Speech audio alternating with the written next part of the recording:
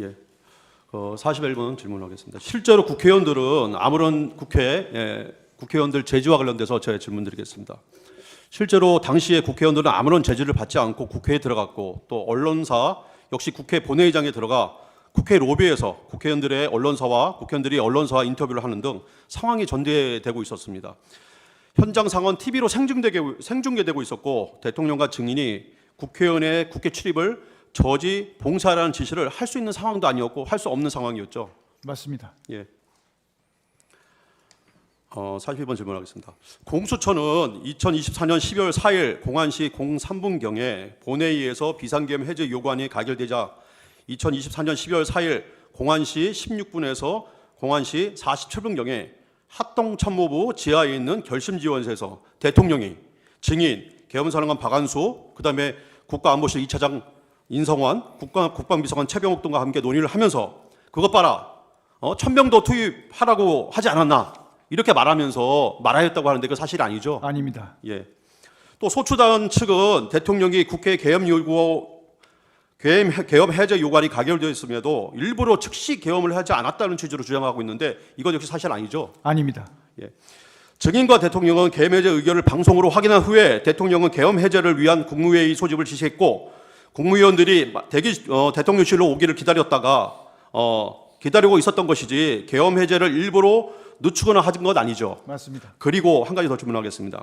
국회의 계엄 해제 요구가 있자마자 대통령이 증인과 박안수 계엄사령관을 직무실로 불러서 즉시 병력을 철수해라라고 지시했죠. 맞습니다. 예.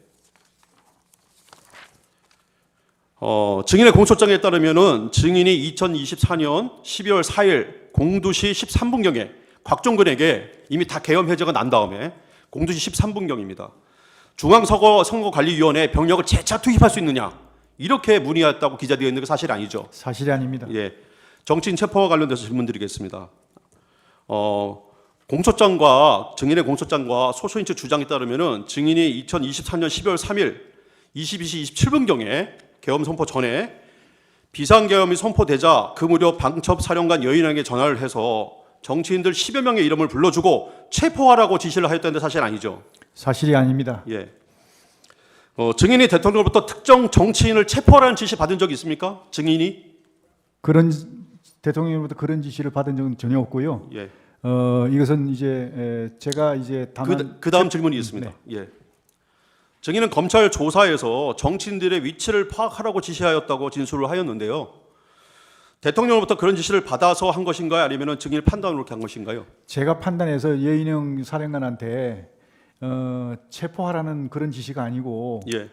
그 포고령 위반 우려가 있는 그런 대상자들을 몇 명 불러주면서 그 인원들에 대해서 동정을 잘 살펴라. 그렇게 이제 지시한 바는 있습니다. 예, 알겠습니다. 그 소추인단은 방첩대에서 체포된 정치인들을 비원 벙커에 수용하기로 하였다면서 비원 벙커를 방첩대 지하 1층에 있는 벙커 또는 수감시설이라고 주장을 하고 있습니다. 그러니까 방첩대 지하 1층에는 수감시설이 없다고 이미 관련자들이 국회 국방위에서 민주당 의원들의 질의에 분명히 답했습니다. 증인은 방첩대 지하 1층에 체포된 정치인을 수용하라고 지시한 적이 있습니까? 어디 방첩대 말씀하십니까? 예, 비원 벙커를 지하 1층이라고 이렇게 알고 계시더라고요. 비원 벙커에? 예, 아니요. 비원을 지하 1층으로 알고 계시더라고요. 방첩대 지하 1층에 그런 시설이 없죠. 그런 지시한 적도 없죠. 없습니다. 예. 혹시 방첩대 지하 1층 벙커가 아니라 수방사에 있는 비원 벙커를 말하는 것이라면은 이 벙커는 체포된 인원을 수용할 수 있는 시설이 아니죠? 전혀 아닙니다. 이유가 뭐죠?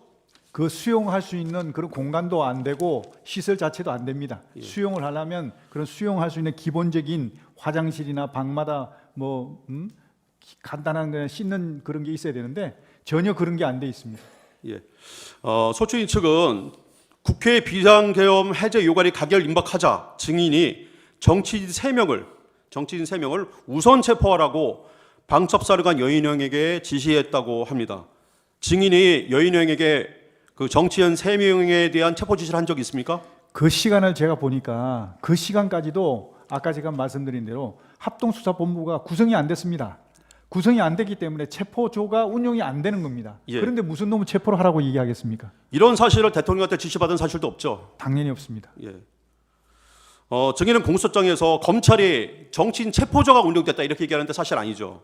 그것도 아까 잠깐 말씀드린 대로 체포를 하려면 혐의가 있어야 되고 네. 또 체포할 수 있는 기구가 있어야 됩니다. 예, 알겠습니다. 혐의도 없고 예. 체포할 기구도 구성이 안 되는데 질문하겠습니다. 어떻게 예. 그게 체포가 이루어집니까? 예, 예. 선관위 관련돼서 질문하겠습니다. 선관위에 몇 명 가라고 대통령이 지시한 바 있습니까? 없습니다. 예. 증인은 선관위에 어떤 부대를 몇 명 보내라고 누구한테 지시했습니까? 선관위의 초기에 정보사가 이제 그 시설 확보를 위해서 초기에 투입이 됐고요. 그 이후에 특전사가 투입이 된 걸로 알고 있습니다. 몇 명 보내라고 지시한 적은 없죠. 예, 인원은 제가 정확히 예, 기억하지 알겠습니다. 못하고 있습니다. 증인은 선관위에 출동한 지휘관들에게 선관위 직원과 핸드폰 등에 대한 압수 또는 체포 지시를 내린 바 있습니까? 그런 사실은 없습니다. 다만 이제 임무 수행을 위해서 필요한 조치를 하라고는 제가 그 임무를 줬지만 구체적으로 지시하는 것은 그 장관이 해야 될 일은 아닌 것 같습니다. 예.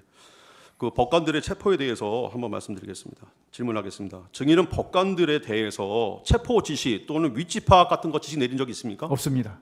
그럼 대통령께서 증인에게 법관 체포를 지시한 적 있습니까?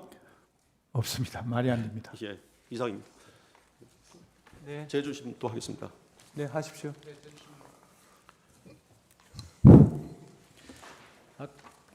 증인께서 아까 포고령 1호 아니 잠깐만, 왜 시간을 지워버리는? 그 남은 시간을 줘야죠. 8분 30초 넣으세요.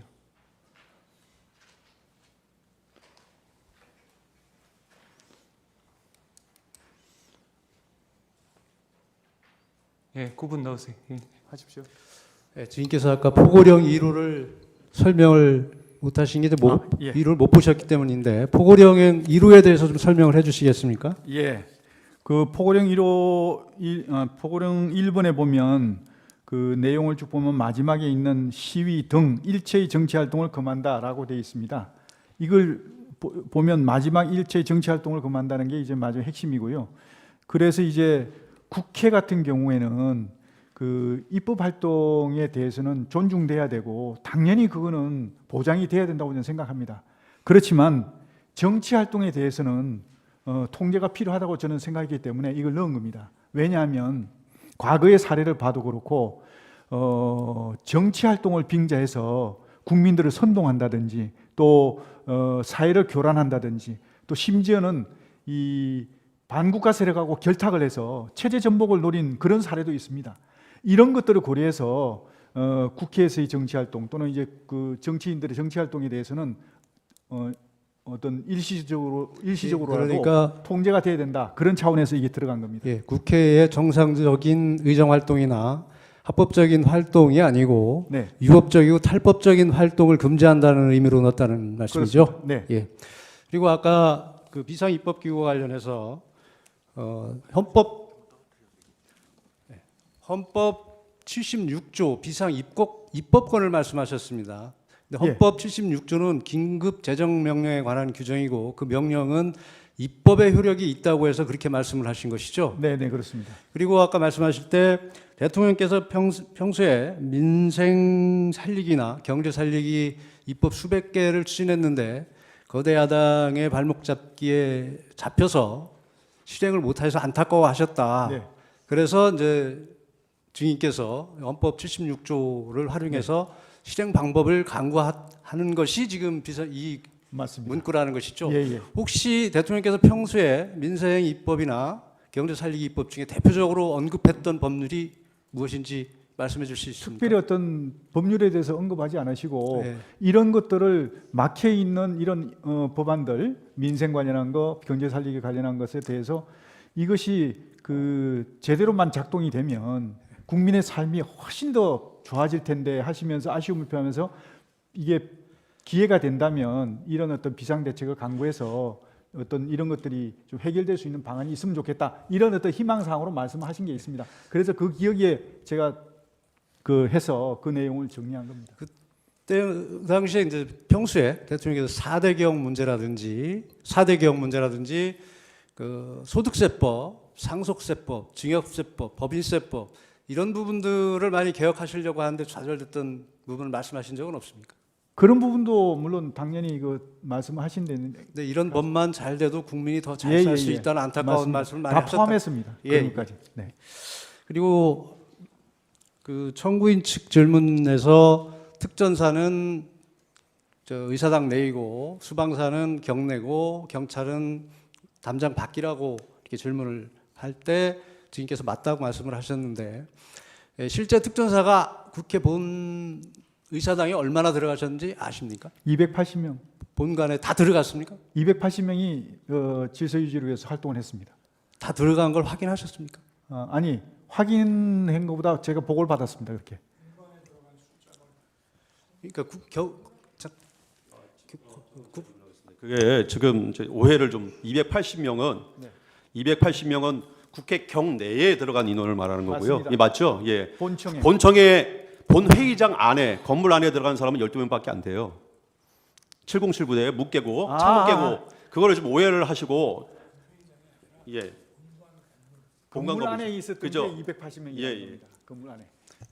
실제 수방사는 212명이 현장에 갔는데 실제 48명인가밖에 네, 못 맞습니다. 들어가고 50명 밖에, 그것도 그것도 예. 건물 내도 못 들어가고 그렇습니다. 경내 대기했고 그렇습니다. 나머지 병력은 담장 밖에 맞습니다. 대기하고 있었습니다. 예, 예.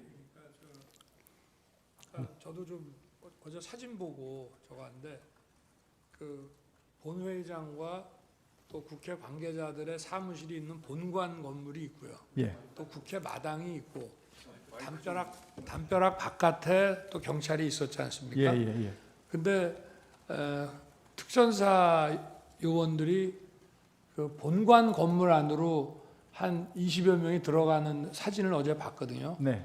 근데 거기서 이제 제지를 하고 뭐 이렇게 소화기를 쏘니까 다들 이렇게 나오던데 그 특전사 요원들이 그러니까 우리 장관님 보시기에 그 본관 건물 밖에 마당에 주로 있었습니까? 아니면은 본관 건물 안으로 그 많은 인원이 다 들어가 있었습니까? 280명은 본관 안쪽에 하여튼 복도든 어디 그 이쪽 곳곳에 가 있었습니다. 280명. 장관님께서 구체적으로 병력의 위치 사항을 자세히 파악하시고 있는 건 없으신 예, 거죠? 그렇습니다. 예, 예. 저는 그렇게 알고 있습니다. 그 수방사령관 이진우 수방사령관이 24년 12월 7일 날 서울중앙지검에서 조사받은 내용입니다. 장관에게 지시를 받은 것이 국회로 가라는 것뿐이었습니다. 그래서 저는 수방사가 원래 하여야 하는 국가 중요 시설의 핵심 지역 국회의사당에 대한 외곽 경계를 해야 한다고 생각했고 왜 가야 하는지 가서 무엇을 해야 하는지 정확히 몰랐습니다. 그래서 국회 연락관으로 가 있는 양재용에게 병력 배치를 부탁하였던 것입니다라고 진술하고 있습니다. 이 수방사령관의 진술에 따르면 증인께서 수방사령관에게 정확한 임무를 지시하지 않은 것으로 보이는데 어떻습니까? 초기에는 네. 제가 그 줄수가 없었던 게 네. 인원도 정확하게 확인이 안 돼 있었고 또 실제로 들어가서 어떤 임무를 수행해야 될지 또 변동이 있을 수가 있습니다. 그래서 제가 초기에는 일단 출발해라. 그리고 그 상황을 고려해서 임무를 추가로 주겠다. 그렇게 얘기를 그랬기 때문에 그 조사에서 이진우 사령관은 상황을 잘 몰라서 김봉식 서울경찰청장에게 전화해서 서울에 무슨 상황이 있습니까? 라고 물어보자 김봉식 청장이 지금 국회에 경찰 병력이 나가 있는데 방어가 안 됩니다. 군 병력 좀 보내주십시오 라고 얘기를 하면서 김봉식이 먼저 병력을 요청하였다고 합니다. 이것으로 봐서 이진우 사령관은 정확한 임무도 부여받지 못한 상태에서 단지 그 수방사의 고유의 임무인 주요시설 경비를 목적으로 출동한 것으로 보입니다. 맞습니까? 예, 처음에는 그랬습니다. 처음에는 그렇게 간 것은 네. 맞습니까? 이거 아까 지인께서 말씀하셨을 때 이제 실탄과 관련해서 말씀을 드리면 출동 당시에 병력이 출동을 하게 되면 실탄을 가지고 나가는 것은 매뉴얼에 따른 네, 것이죠. 그렇습니다. 거기에는 개인 소지가 있고 이제 통합보관. 통합 보관이 있었고 이때는 이 계엄 당시에는 분명히 개인 실탄 소지를 금지했기 때문에 개인에게는 소지가 안 됐던 것이고 네. 통합 보관을 했던 것이죠. 그렇습니다. 그것은 매뉴얼에 따른 것이죠. 그렇습니다. 그리고 체포 명단과 관련해서 아까 말씀 증언을 하셨는데 체포 지시는 없었고 다만 포고령을 위반할 소지가 있는 대상자들에 대한 동향을 파악하라고 동정을 좀 파악해 보라고. 동정을 좀 파악해 보라고 하셨다고 네네. 하셨죠. 구체적으로 명단을 몇 명을 누가 작성은 직접 하셨습니까, 장관께서? 제가 뭐 몇 명인지 세보진 않았는데 네. 대충 이제 3개 당의 당 대표, 왜냐하면 포고령 위반 우려가 있는 그런 네. 분들을 해서 그 다음에 이제 국회의장, 그 다음에 야당 원내대표, 뭐 기타 뭐 이런 어떤 관심 요주 인물들 이렇게 해서 했습니다. 어쨌든 장관께서 직접 하신 대상자도 있을 것이고 밑에서 보고받은 사람도 있고 예, 그 그렇습니다. 분류가 다르죠. 예, 그래서 전체 명단은 지금 기억 못 하시는 건 맞습니까? 솔직히 다 기억 못합니다. 예.